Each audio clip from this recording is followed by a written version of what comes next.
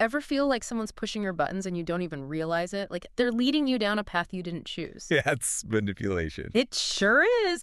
And that's what we're diving into today using this book, Oh, yeah. Who's Pulling Your Strings, by Harriet Braiker. Dr. Braiker. It's all about how to spot these tactics and how to break free. A clinical psychologist, Yeah. she really understood the need to give people practical tools Yeah. to understand and deal with manipulation. Exactly. And that's exactly what we're hoping to do today. Using her insights Absolutely. as a roadmap, we're going to explore the different faces of manipulators, their tactics, and even why some of us might be more vulnerable to them than others. Yeah. And we'll uncover this surprising truth that manipulators aren't always doing this intentionally. The first thing to understand is that manipulation isn't always loud or aggressive. Right. It can be much more subtle. So we're not talking about this stereotypical villain twirling their mustache. Not necessarily. Manipulation can even be disguised as concern or love, Oh, wow. Hope you... making it even harder to detect. So where do we even begin to look for it? Could it be in any of our relationships? You can find it anywhere. Family, friends, colleagues, even romantic partners. Oh, so this isn't just about avoiding a few bad apples out there. It's everywhere. Exactly. To spot it, we need to understand the psychology driving it. Okay. Sometimes manipulators might be driven by insecurity or narcissism or need for control. Interesting. So how can we tell if someone is trying to manipulate us? What are the warning signs? Pay attention to how someone makes you feel. Do you feel anxious, guilty, insecure around them? Do they make you doubt yourself?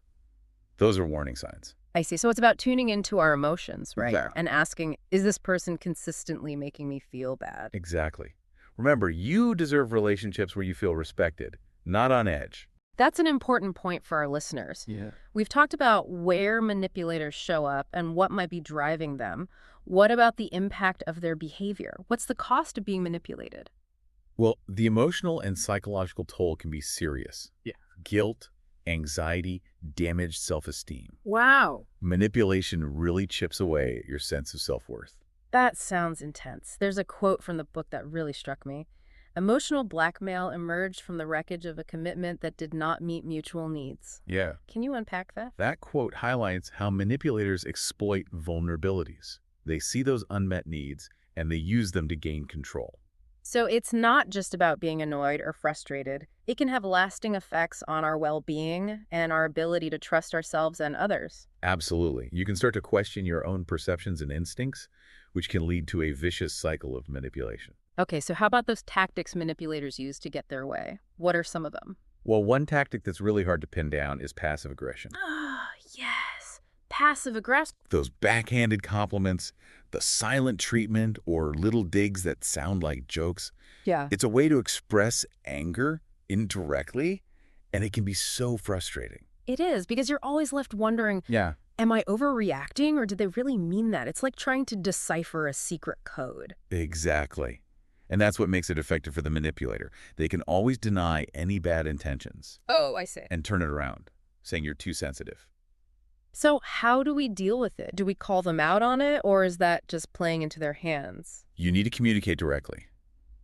Address the behavior and how it makes you feel. Okay. For example, you could say, when you said that comment, it made me feel uncomfortable. Could you tell me what you meant? Oh, that's good. So you're making them aware of their communication style. Exactly. And you're setting a boundary, right? Right.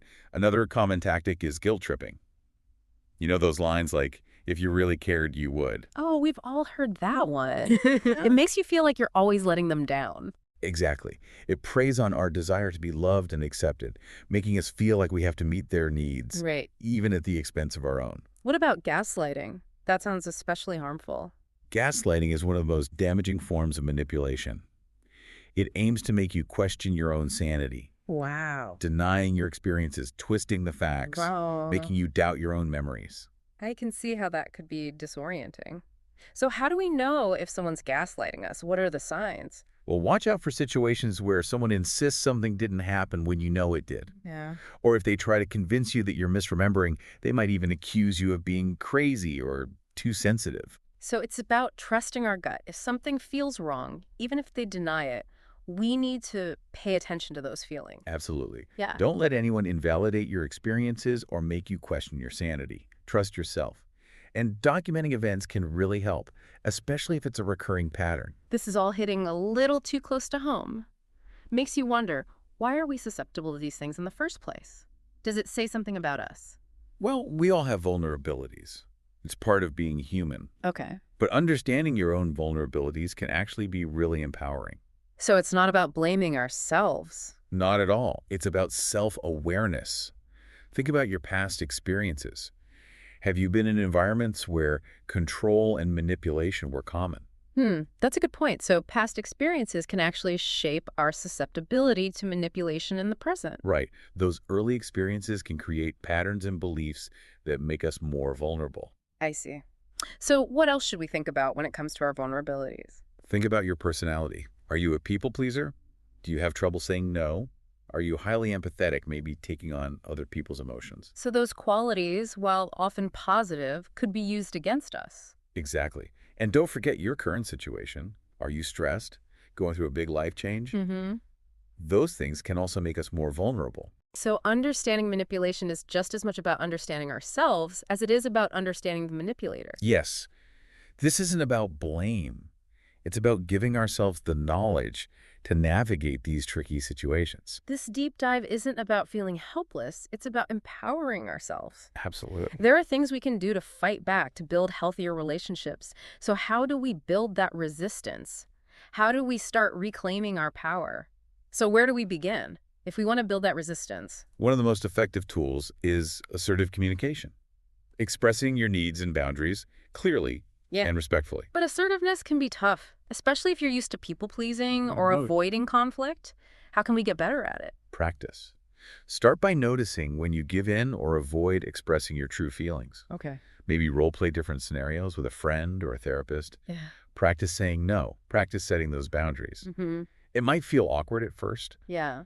but the more you do it, the more natural it will become. So it's like a muscle you build up. Exactly. And remember, assertive communication isn't about attacking someone. Right. It's about advocating for yourself calmly and respectfully. Okay. So instead of saying, you always make me feel guilty, you could try, when you say things like that, I feel pressured. I need you to respect my decision. Oh, that's a good example. Shifting the focus from blaming to expressing your own needs. Exactly. That leads us to another important skill, boundary setting. Okay. Defining what you will and will not tolerate. That sounds crucial. But what about enforcing those boundaries? How do we stay strong when they're being tested? Be consistent. If you give in, the manipulator learns that your boundaries are flexible. Right. And don't be afraid to just step away if they're not respecting your boundary. Right, okay. You can simply say, I'm not comfortable with this, and leave. So taking control and not letting yourself get drawn into their game, Dr. Braiker talks about real-time recognition. What is that, and how do we develop it? Real-time recognition is about being able to spot manipulation as it's happening.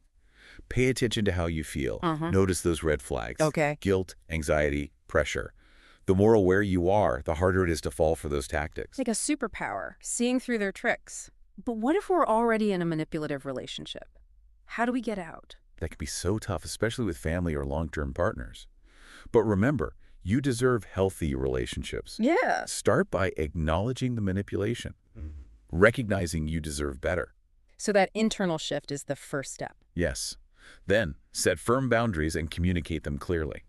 It's also vital to have support friends, family, or a therapist. But what if they don't respect those boundaries? What if they try to guilt you into giving in? Then you might need to limit contact, or even end the relationship. Your safety and well-being come first.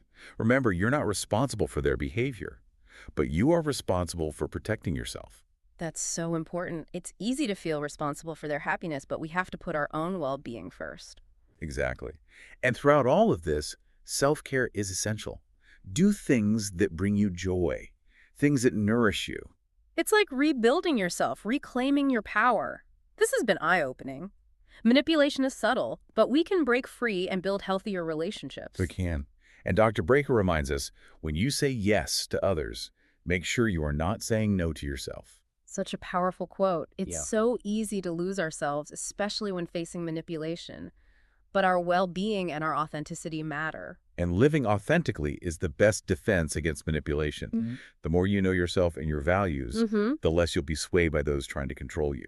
So it's not just about defending ourselves, it's about building a life that's less attractive to manipulators in the first place. Exactly. When you're grounded in your values, living authentically, you're less appealing to those who want to control you. This deep dive has given our listeners a toolkit to deal with manipulation, from spotting the signs to breaking free. Knowledge is power. It is, and we all have the power to protect ourselves to create healthier relationships. Absolutely. You deserve to be in relationships where you're respected, valued, empowered. I love that. So, to everyone listening, think about one relationship in your life and ask yourself, do I feel respected and empowered in this relationship? Yeah. If not, maybe it's time to reevaluate and use some of what we've talked about today. It's never too late to set boundaries and reclaim your power. You've been listening to The Deep Dive. We hope this episode has given you the knowledge to navigate manipulation and build healthier, more genuine relationships. Until next time, stay curious and keep diving deep.